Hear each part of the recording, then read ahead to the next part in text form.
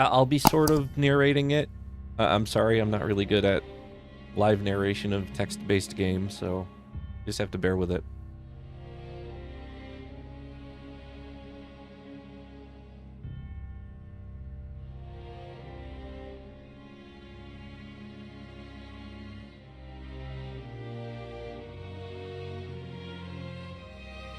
So kind of a fun little fact, when this game came out in 1994, if memory serves me correctly, I actually faked a stomachache on the first day of school so I could stay home and play this. And my mother, to her credit, knew I was faking, but she went along with it anyway.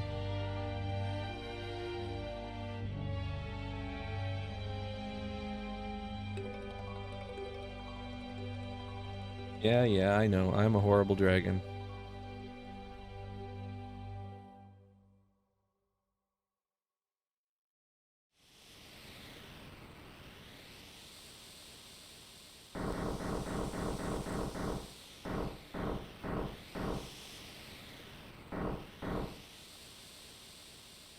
Good old Biggs and Wedge. And yes, for fans of the Final Fantasy series, that actually is an inside joke, naming the characters after Star Wars characters. No Horde for me. Bad dragon.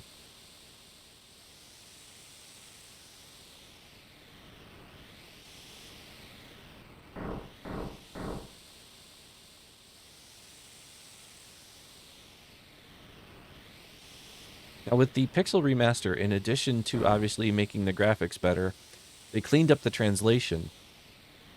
I think they're using the Game Boy Advance translation, which is a lot better than the original. Because in the original, the person working for Squaresoft at the time that was doing localization, it was one dude, and his name was Ted Woosley. Now, Ted did a good job translating, but his translations were kind of a brute force translation. He didn't really make time or effort for the nuance of the language to kind of mold it and shape it to make it sound better in English. So it was kind of blunt force trauma translation. And here we have the iconic intro of the three Magitech armors marching to Narshi. I always called it Narshi when I was little, but I guess now it's actually pronounced the town of Narsh, but I'm just going to call it Narshi because one of the side effects of a text-based game is you get the pronunciation in your head of the way you think it's supposed to sound, and no matter what, you don't change. It wasn't that bad. It wasn't Zero Wing bad, but it was kind of blunt force trauma translation.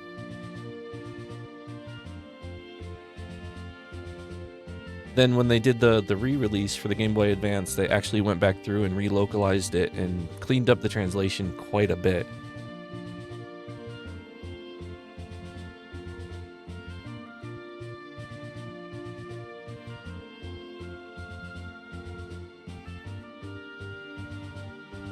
I saw somebody actually recreated this intro in Final Fantasy XIV because one of the mounts you can get in 14 is a suit of Magitech armor.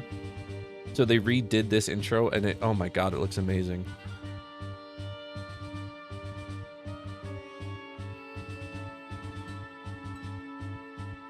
Now you didn't see...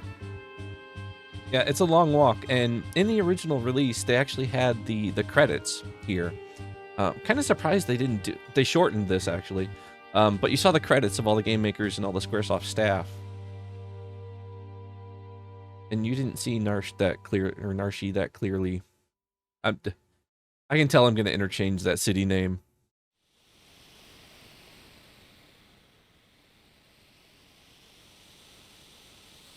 Remember what we're here for. Let's move. What are we here for? Wow, I only get controls? It's kind of lame.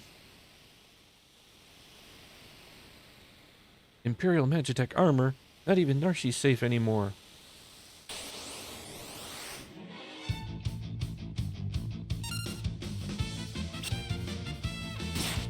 Oh my god, I forgot it's an ATB.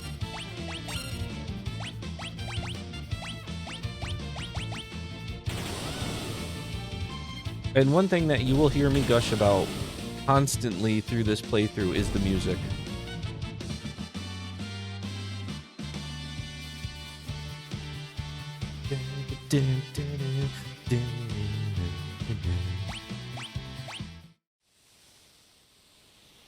This is the greatest Final Fantasy soundtrack. Like, I know so much praise get heaped on 7, but 6 is where it's at.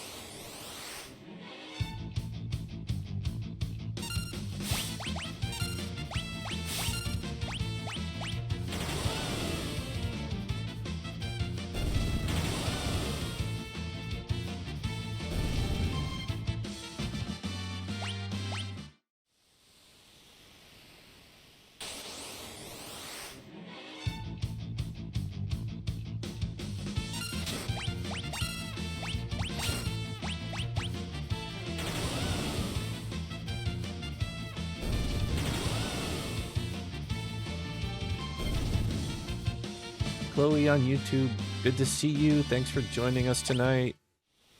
For those that don't know, I am simulcasting both on YouTube and on Kick, so I'm probably going to bounce between who's in what chat.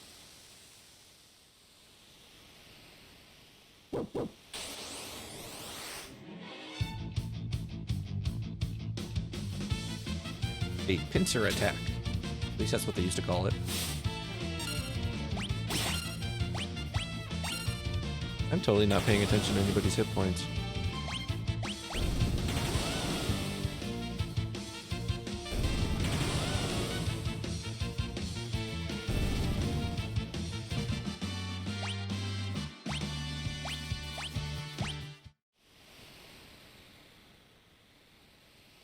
But obviously, since I've played this game so many times, I have it memorized like the back of my hand, so just shout out if anything is confusing or if I go through something too fast, and I'll be more than happy to explain it for you.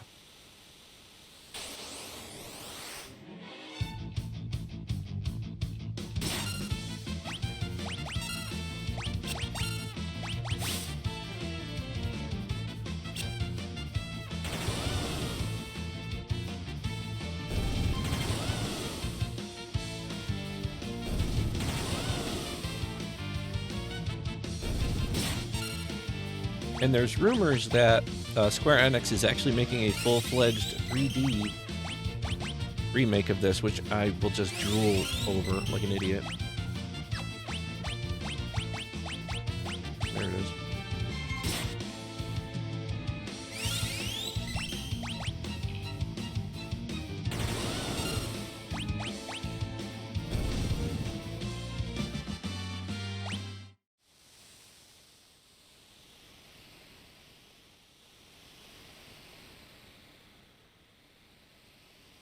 According to our source, some miners unearthed the frozen Esper in a new shaft they were doing. Oh, so they left it Esper. In the original Japanese, it's actually called Phantom Beast. For some oddball reason, they changed it to Esper for America.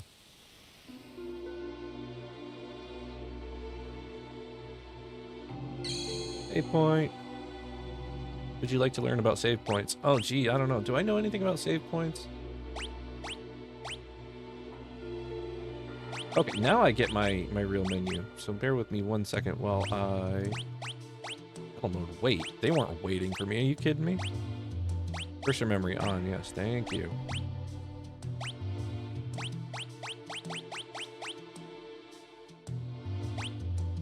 Wait, I can't do my magic? Effect is like standard. Ugh. Those sand lines, man. Good lord.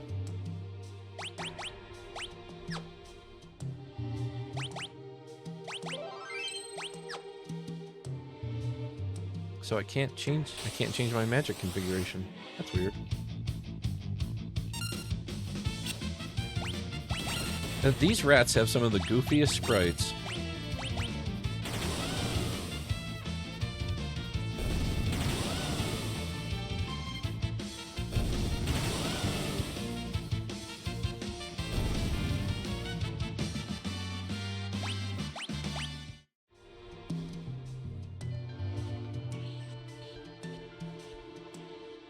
I'll handle this. Stand back. It's just throwing my sprite against it. We're not handing over the Esper. Yimmer, get them. See, in the original translation, this boss was called Velk or Welk.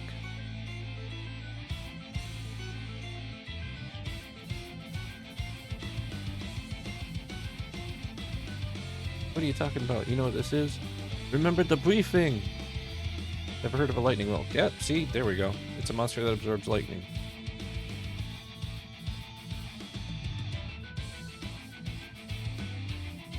So this obviously tells you how to defeat the boss.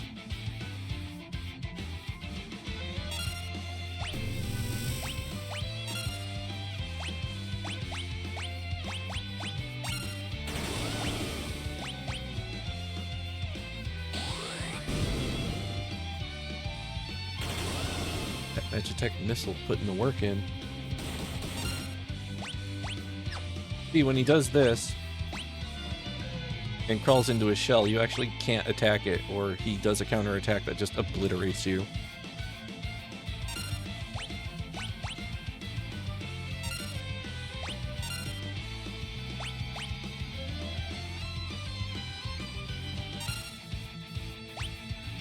If you've never played JRPGs before, there's a lot of bosses that do this. There's a lot of bosses where you have to fight them specifically the way they want you to fight them, or they'll just kill you outright.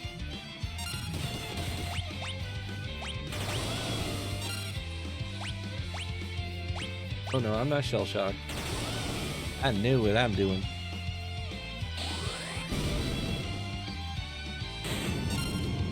And that's the end of that.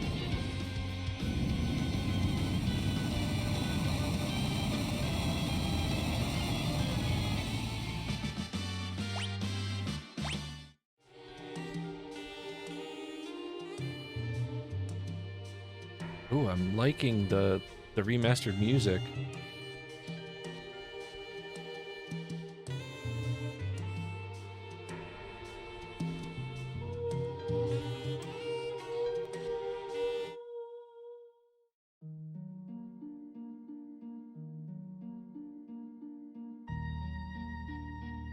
This thing's giving me the... Geez, what gave you the first clue here? Something's not right. Yeah, a magical creature frozen, you know, in ice. No, we see that every Tuesday.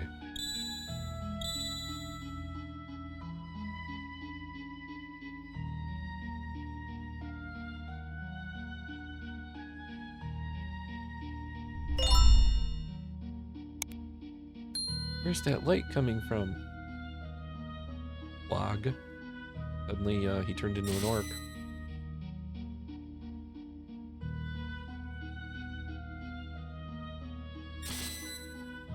Oh, it's not Arthas. Completely wrong franchise.